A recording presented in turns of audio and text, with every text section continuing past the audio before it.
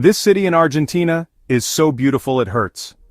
Welcome back to No Passport Required, where you can explore the world from the comfort of your favorite chair. Today, I thought we would try something new. Faraway Fridays, where we will explore the world, one dream destination at a time. Let's start with Buenos Aires, Argentina, a beautiful city. I've seen the photos, I'd heard the stories. But what I found was something else. This city is a visual masterpiece that no camera can truly capture. It has this way of getting under your skin, a kind of beauty so layered with history, passion, and life that it's almost overwhelming. From a skyscraper literally inspired by Dante's Divine Comedy to a presidential palace that actually blushes pink, I'm going to take you on a journey through the most photogenic spots in a city so beautiful it hurts. You hear it all the time, Buenos Aires is the Paris of South America. And look, when you first get here, you get it. The grand boulevards, the ornate European-style architecture, it's all there. But that nickname? It doesn't even begin to scratch the surface. There's a fire, a soul, a distinctly Latin rhythm here that Paris couldn't dream of. This isn't a copy of Europe, it's something uniquely, fiercely, and breathtakingly Argentine. And that's what we're going to find. Not just the places that look good on a postcard, but the places that tell the story of this city's soul. Our journey starts right here, where the city's story began, the Plaza de Mayo. This isn't just a square, it's the stage where Argentina's history has played out, and watching over it all is one of the most iconic and unusual presidential palaces in the world, the Casa Rosada.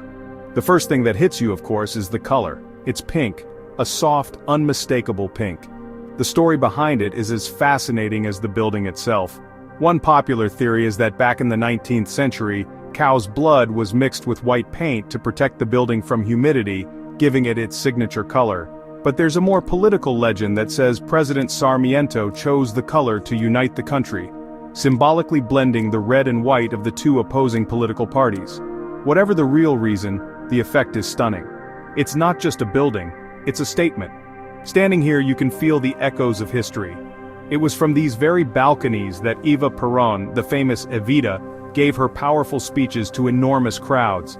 The plaza has seen revolutions, celebrations, and solemn protests, like the weekly marches of the mothers of the Plaza de Mayo, who still silently demand justice for their children who disappeared during the military dictatorship. Every stone here tells a story.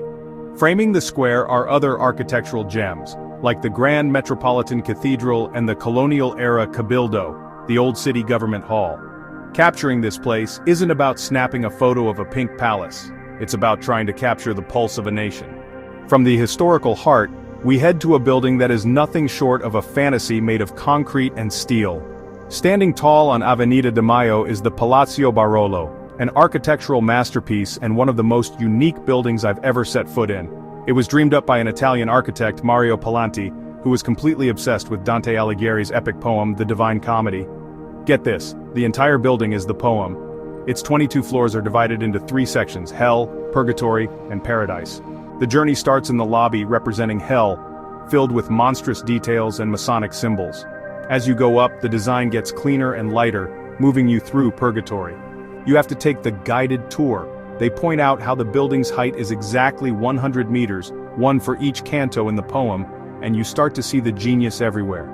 The final climb is up a narrow staircase to the very top, to Paradise. Here you find a glass dome and a powerful lighthouse. The architect's grand vision was for this lighthouse to send a beam of light across the Rio de la Plata, all the way to its sister building, the Palacio Salvo in Montevideo. Standing up here, with a 360-degree view of Buenos Aires sprawling below, it's an almost spiritual experience. The view of the National Congress building from here is just magnificent. It's a building that tells a story you can literally walk through and it will leave you breathless, both from the climb and the sheer audacity of its vision. Alright, next up is a spot that shows off a totally different kind of beauty, a much quieter, more somber kind. I know putting a cemetery on a must-see list sounds weird, but trust me, Recoleta Cemetery is unlike any other on Earth. They call it a city of the dead, and that's exactly what it feels like. Yeah, forget simple headstones. This is a labyrinth of towering, elaborate marble mausoleums that look like tiny cathedrals. It's a jaw-dropping display of wealth and art, with styles from Art Deco and Art Nouveau to Neo-Gothic. Walking through these quiet streets feels like wandering through an open-air sculpture museum. Every tomb tells a story of a powerful family, a president, or a tragic figure from Argentina's past. There's the hauntingly beautiful tomb of Rufina Cambaceres. The famous legend is that the 19-year-old was mistakenly buried alive, and when her tomb was opened there were scratch marks on the inside of the coffin. And then there's the story of David Aleno, a gravedigger who saved his entire life savings to have his own statue built, only to take his own life right after it was finished. But the most visited tomb, though surprisingly modest, is that of Eva Perón. After she died, her body went on a bizarre, decades-long journey before it was finally laid to rest here, in her family's fortified tomb, 5 meters underground to protect it. There are always fresh flowers left by admirers. Recoleta is profoundly beautiful, but it's a beauty that's quiet, reflective, and heavy with stories. It reminds you that even in death, this city has power. If Recoleta is the city's quiet soul, La Boca is its loud, chaotic, and joyful heart. This neighborhood is an absolute explosion of color and life. It's famous for Caminito, a street museum where the houses are painted in vivid colors. The story goes that residents used leftover paint from the shipyards to brighten up their corrugated metal homes, creating this incredible patchwork look. This has to be the most photogenic neighborhood in Buenos Aires, where every corner is a photo op. Tango dancers perform right on the street, their passion a perfect match for the neighborhood's energy. It's touristy, sure, but it's an infectious kind of touristy. The energy is real, the colors are real, and the sense of community is undeniable. Now, not far from here, but a world away in vibe, is Santelmo. This is the city's bohemian heart, with cobblestone streets, crumbling colonial mansions, and an air of faded elegance. The best time to visit is on a Sunday for the Feria de San Telmo, a massive street market that takes over. The streets are packed with antique vendors, artists, and street performers. At its center, Plaza Dorrego, you can grab a coffee at a cafe and watch a spontaneous tango performance unfold. San Telmo's beauty is in how real it feels, in its proud, artistic soul.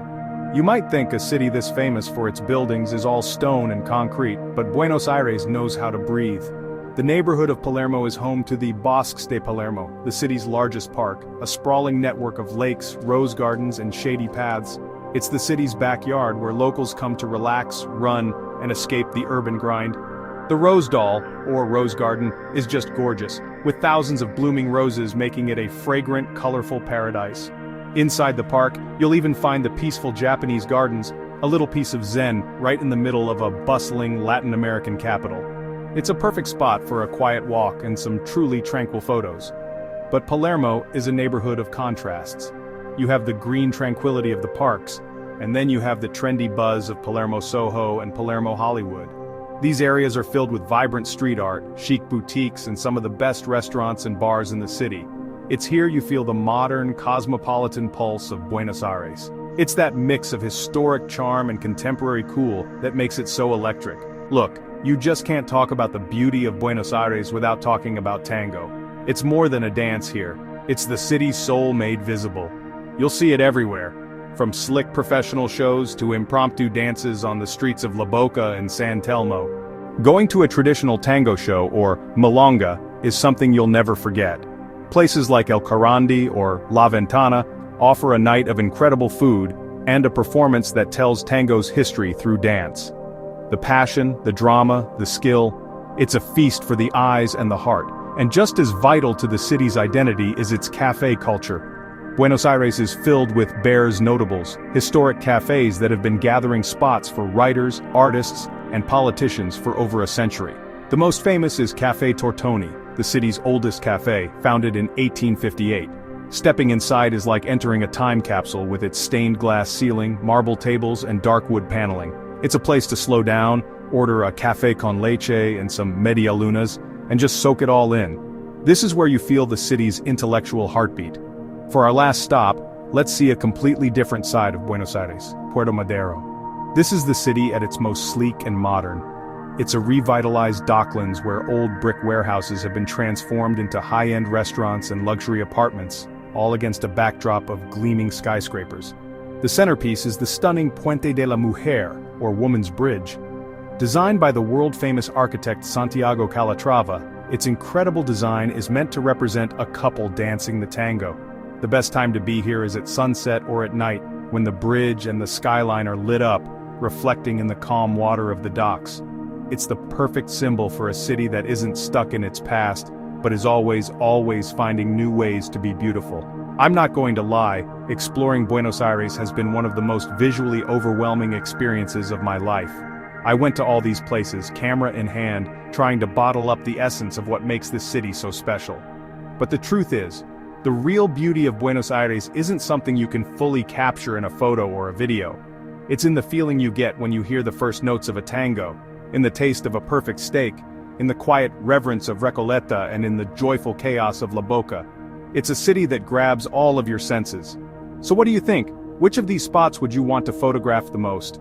Let me know in the comments below, and if you enjoyed this journey, make sure to subscribe and turn on notifications because there are so many more beautiful places in the world to explore together. This city is more than a collection of beautiful buildings and colorful streets. It's a living, breathing thing with a complicated past and a passionate soul. It's a visual masterpiece, yes, but it's one that has to be felt to be understood. It's a city that is so beautiful it truly deeply hurts, and I cannot wait to come back.